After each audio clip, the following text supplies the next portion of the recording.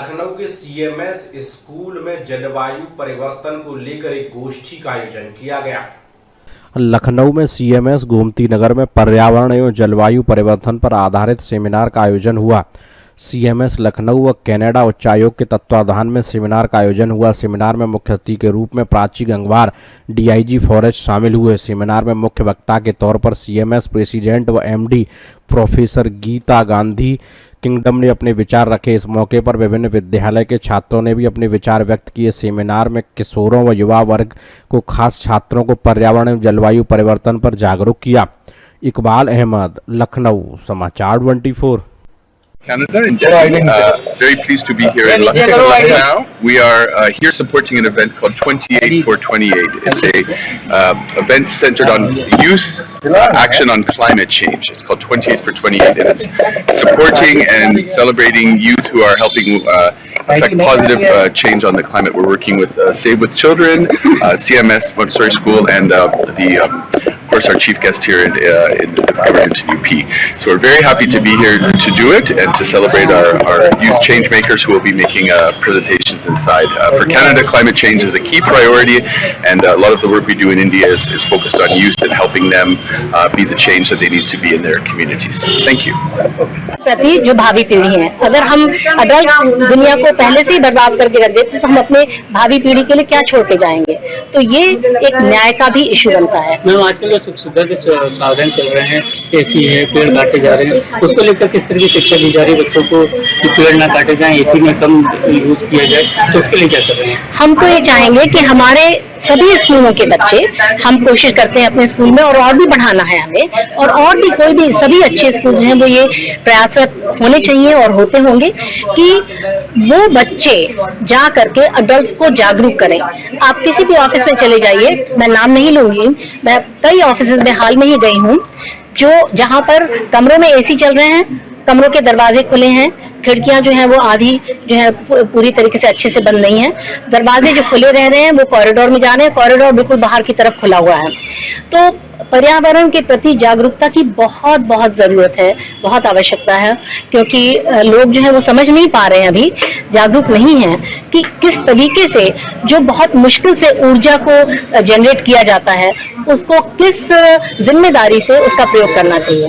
कितनी दुर्लभ चीज है ये हमारे लिए, और इसको एसी वगैरह यूज करने से कितना ज्यादा हम पर्यावरण में CO2 डालते हैं, कार्बन डाइऑक्साइड डालते हैं, जिसकी वजह से वार्मिंग हो रही है। दुनिया में जो टेम्परेचर की राइज हो रही है, जो बढ़ रहा है तापमान दुनिया का, जिसको वार्मिंग कहते हैं, ग्लोबल वार्मिंग, वो इसी वजह से हो रहा है कि इन संसाधनों के उपयोग जो है वो बढ़ रहे हैं, और ये बहुत जरूरी है कि उनको बहुत ही किफायत से यूज किया जाए। तो बच्चे इस क्षेत्र में एक लीडरशिप का रोल लें, ये हमारी इच्छा रहेगी। यही शिक्षा की आज जरूरत है कि बच्चे इसमें लीडरशिप दें कि हम पूरे समाज को जागरूक करें कि किस तरीके से पर्यावरण का संरक्षण हम सभी को मिलकर के करना है।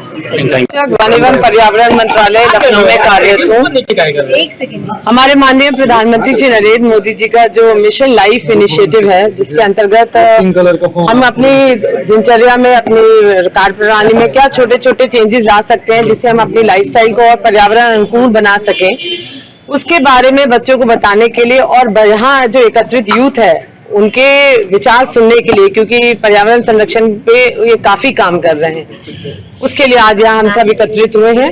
आशा करती हूँ कार्यक्रम में जो बच्चों ने अपने विचार व्यक्त करे हैं और हमने जो बातें बच्चों से इंटरेक्शन के दौरान कही है, वो हमारे वन एवं पर्यावरण मंत्रालय की जो हमारी पॉलिसी है कि हम अपने पर्यावरण को और सुरक्षित, संरक्षित बना सकें और अपना जो फॉरेस्ट का कवर है उसको और बढ़ा सके, उसमें आगे जाके एक माइलस्टोन साबित हो। लेकिन मैम, जिस तरीके से पेड़ों की कटाई हो रही है उसको किस तरीके से देखा जा रहा है? ये बच्चे हैं, ये बहुत इंपॉर्टेंट मैसेज देते हैं। ये इन्होंने कहा है कि हाँ, ये काटना नहीं चाहते हैं और ज्यादा से ज्यादा जो कटता है उसके अनुकूल ज्यादा से ज्यादा लगाते हैं। तो आप काटना बंद नहीं कर सकते, आपकी नीड्स हैं, टिम्बर की नीड्स हैं कंट्री में, वो तो उसके लिए काटना तो पड़ेगा आपको, लेकिन उसके अनुकूल अगर आप लगाते रहेंगे, एक पेड़ काटकर 10 पेड़ अगर आप लगाएंगे तो आप कभी क्राइसिस सिचुएशन में नहीं पड़ेंगे। इससे एक और प्रश्न ये बनता है जो पूरा इकोलॉजिकल इम्बैलेंस हो रहा है हमारे पूरे जो पर्यावरण को अगर हम देखें इसमें भी तो बहुत इसकी जो बहुत असर पड़ रहा है, खासतौर पे ये जो हमारे आजकल क्लाइमेटिक चेंज हम देख रहे हैं। बहुत असर पड़ रहा है और इसीलिए इस तरह की कार्यशालाओं का, इस तरह के इंटरैक्टिव सेशंस को ऑर्गेनाइज करने का बहुत जरूरी है, क्योंकि जो यूथ है ये बहुत अवेयर है और ये जो बात कहता है उसको सभी सुनते हैं और एक्सेप्ट भी करते हैं। तो यूथ के माध्यम से हम इस मिशन लाइफस्टाइल के जो इनिशिएटिव्स हैं उनको सभी को पहुंचाना चाहते हैं।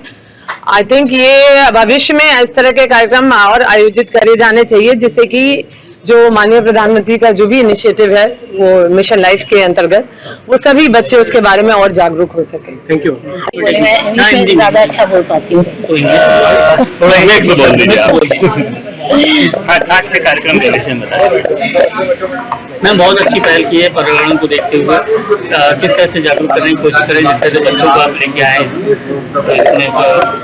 देखिए, बच्चे जो हैं वो भविष्य के निर्माता हैं और जो पर्यावरण में जो हो रहा है पूरे संसार में, जिसको कहते हैं आजकल की एग्जिस्टेंशियल इशू बन गया है पूरे मानव जाति के मतलब पूरे एग्जिस्टेंस का इशू बन गया है। तो ऐसी परिस्थिति में, विषम परिस्थिति में कौन है जो सबसे ज्यादा उस विषम परिस्थिति से प्रभावित होगा? वो है जो आज के बच्चे हैं। उन्हें इस संसार में सबसे ज्यादा लंबे काल तक रहना है। जो अडल्ट हैं वो उतने दिनों तक उनको झेलना नहीं पड़ेगा। जिस तरीके से पर्यावरण का सत्यानाश हो रहा है, सर्वनाश हो रहा है, तो उससे जो सबसे ज्यादा अफेक्टेड होंगे वो बच्चे हैं आज के। तो इसलिए युवा जो हैं उनके अंदर एनर्जी भी होती है, उनके अंदर ये ललक भी होती है कि हमें संसार को एक सुंदर संसार बनाएं, एक ऐसा संसार बनाएं जहाँ पर सभी जने पनप सकें और सभी के स्वस्थ रहें, सभी जो है वो संपन्न रहे।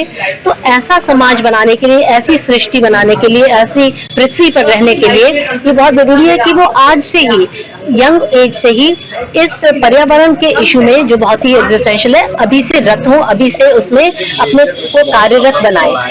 उसके लिए उनको जो भी संसाधन की जरूरत है, जो भी प्रोत्साहन की जरूरत है, वो ये जिम्मेदारी है किसी भी अच्छे स्कूल की कि आज की शिक्षा जो है वो आज की जो जरूरतें हैं उनके अनुकूल हो। शिक्षा जो है वो आज की जरूरतों से परे हट करके थ्योरेटिकल शिक्षा अगर दी जाती है, कन्वेंशनल तरीके से जो पुराने विषय चले आ रहे हैं सब उन्हीं पे ही शिक्षा होगी, तो वो एक शिक्षा अच्छी नहीं मानी जा सकती है आज के समाज में। आज के लिए वो शिक्षा चाहिए जो बच्चों को आज के जो रियल इश्यूज हैं उनसे जोड़े। तो इस तरीके की संगोष्ठी, इस तरीके की सेमिनार में यंग लोगों का प्रतिभाग लेना एक बहुत ही अहम चीज है और बच्चों को ही आगे संसार में इम्प्रूवमेंट्स लाने हैं।